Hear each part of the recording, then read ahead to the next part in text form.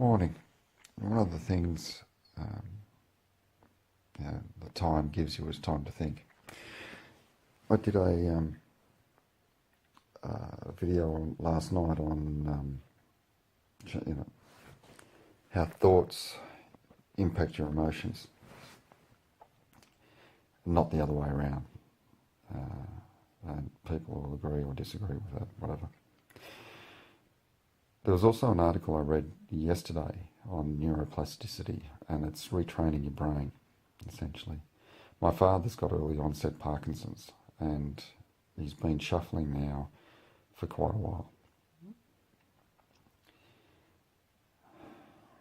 It's always hard as a child, well, as watching your parents get older, knowing it's all inevitable. I know that, and it's all going to happen to me and my kids and blah blah blah. But it's still hard to watch someone who was so agile, so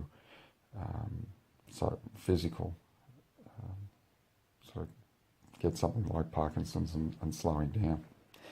His mind is still as crystal clear, but it's just slowing down. This article talks about there was a guy by the name, I think, of John Pepper, who got early onset Parkinson's and was shuffling and couldn't drink out of a cup, trying to put a cup to his mouth, it was spilling everywhere, and just had the shakes generally. And how through doing, say, a walking action and concentrating on every movement that it involved, so lifting the leg, bending the knee, progressing forward, blah blah blah, rolling up onto the toe, putting the heel down, rolling onto the toe, and going through each movement, he's been able to retrain his brain and use the front cortex of the brain to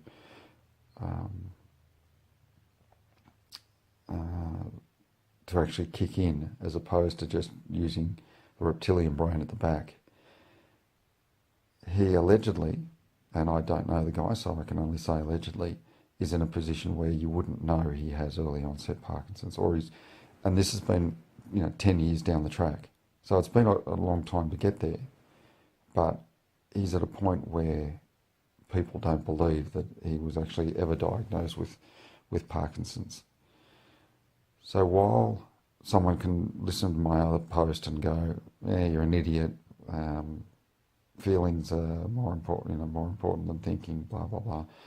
The reality is, it does happen. I sent the article to my dad and two of my sisters, and one of them commented on the same sort of thing, that it is all possible, it can be done, and we'd not had any conversation around it. I didn't even know she was across this sort of stuff, but it's amazing what the brain can actually do if you want to take the time to work through it. Scientists for years have gone, well, the brain's the brain, doesn't change, but the fact that you've got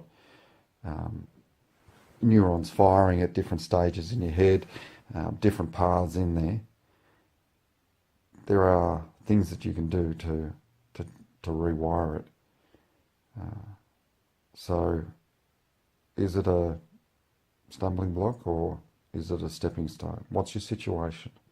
And the way you think about it will determine the way you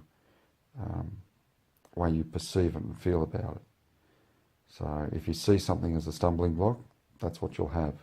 If you see something as a stepping stone to potentially something better, then that's the way you'll act around it as well. It's all up here and what you think.